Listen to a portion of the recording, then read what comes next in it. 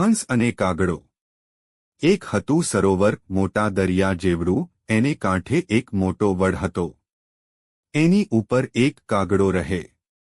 કાગડો તો કાળો મેષ, એક આંખે કાણો ને એક પગે ખાંગો. કાગડો બોલે કોકો. કાગડો ઉડે તો જાણે પડ્યો કે પડશે. તોય કાગડાનો ગો માય નહીં. મનમાં તો એમ કે મારા જેવું કોઈ ના ઉડે, મારા જેવું કોઈ ના બોલે. એક વાર સરોવરને કાંઠે હંસ આવ્યા. આવીને વડ ઉપર રાત રહ્યા. સવાર પડી ત્યાં કાગડે ભાળ્યા. કાગડો વિચારમાં પડ્યો, અરે આ વળી કોણ હશે? આ નવતર પ્રંખી ક્યાંના? કાગડે બાપગોતર હંસ ભાળ્યા હોય તોને. કાગડે એક પાંખ ફેરવી, એક પગ ઊંચો કર્યો ને રોફથી પૂછ્યું, અલ્યા એ કોણ છો તમે? અહીં કેમ આવ્યા છો? પૂછ્યા વિના કેમ બેઠા? હંસ કહે, ભાઈ અમે હંસ છીએ. ફરતા ફરતા આવ્યા છીએ, થાક ખાઈને હમણાં ચાલ્યા જશું. કાગડો કહે, એ તો બધું જાણ્યું, પણ કાંઈ ઉડતા કરતા આવડે છે કે ફક્ત મોટા શરીર જ વધાર્યા છે? હંસ કહે, થોડું ઘણું આવડે ખરું. કાગડો કહે, વારું, ઉડવાની કાંઈ જાતો બાતો આવડે છે? આપણને તો 51 ઉડ આવડે છે.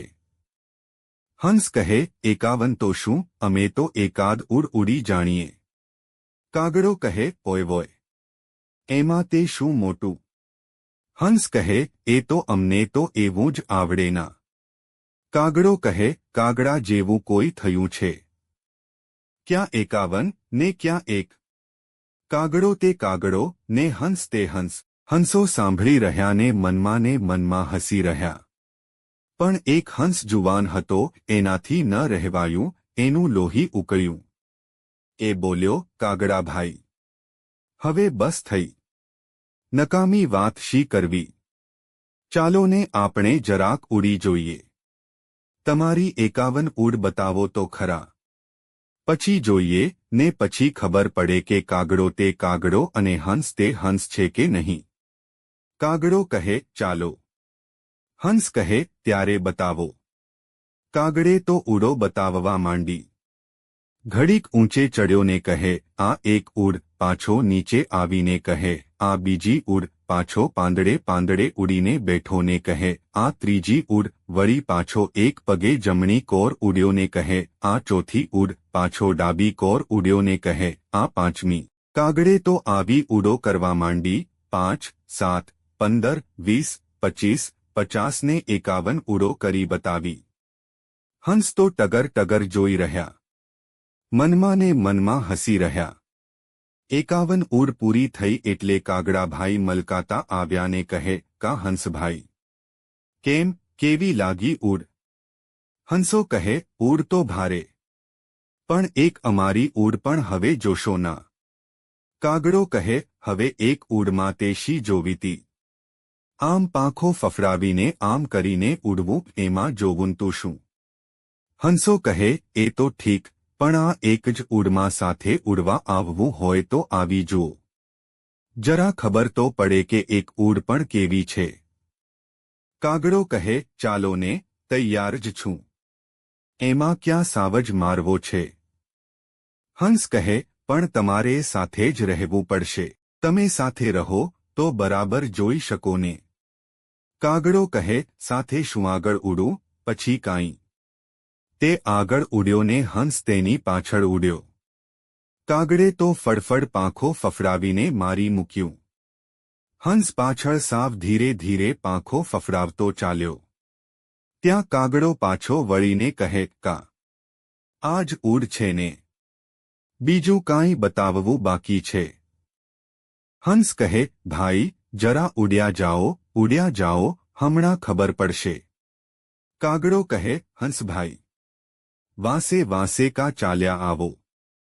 આવા ધીરા શું છો? ઉડવાના કાયર લાગો છો. હંસ કહે, ઉડો તો ખરા, ધીરે ઠીક છે. કાગડાની પાંખમાં હજી જોર હતું. કાગડો આગળ ને હંસ પાછળ ઉડે જતા હતા. કાગડો કહે, કા ભાઈ, આ જ ઉડ બતાવવી છે ને? લ્યો ચાલો હવે થાક્યા હશો પાછા વળીએ આમાં કાંઈ માલ નથી. હંસ કહે જરા આગળ તો ઉડો. હજી ઉડ બતાવવી બાકી છે. કાગડો તો આગળ ઉડવા લાગ્યો. પણ કાગડાભાઈ હવે થાકી ગયા હતા. પોતે આગળના પાછળ થઈ ગયા. હંસ કહે કા કાગડાભાઈ પાછળ કા રહો ઉડ તો હજી થવાની છે. કાગડો કહે ઉડો ઉડો હું જોતો આવું છું ઉડ્યો આવું છું. પણ કાગડાભાઈ ઢીલા થઈ ગયા હતા. પંડમાં જોર નહોતું રહ્યું. ભાઈની પાંખો હવે પાણીને અડવા માંડી હતી.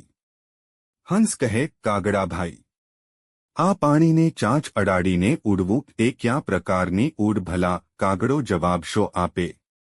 હંસ તો આગળ ઉડ્યો ને કાગડાભાઈ પાછળ પાણીમાં ડૂબકા દેવા લાગ્યા. હંસ કહે કા કાગડાભાઈ હજી મારી ઉડ તો જોવાની બાકી છે. થાક્યા ક્યાં? કાગડો પાણી પીતો પીતો પણ આગળ ઉડવા મહેનત કરતો હતો. જરાક આગળ ગયો પણ પછી તો પાણી ઉપર પડી ગયો.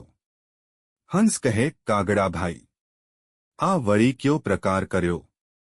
52મો કે 53મો? પણ કાગડો તો પાણીમાં ગળકા ખાવા લાગ્યો હતો. રામશરણની તૈયારી થઈ હતી. હંસને દયા આવી. ઝટ લઈને પાસે આવ્યો ને કાગડાને પાણીમાંથી કાઢી લઈ પીઠ ઉપર બેસાડ્યો.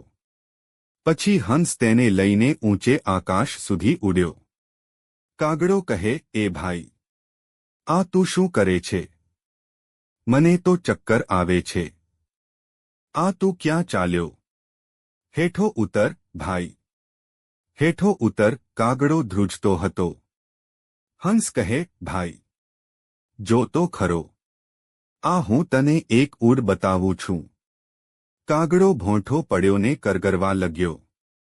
પછી હંસ હેઠે આવ્યો ને કાગડાને વડલા ઉપર મૂક્યો. ત્યારે કાગડાને થયું કે હાશ હવે જીવ્યા. પણ તે દિવસથી કાગડો સમજી ગયો અને અભિમાન છોડી દીધું.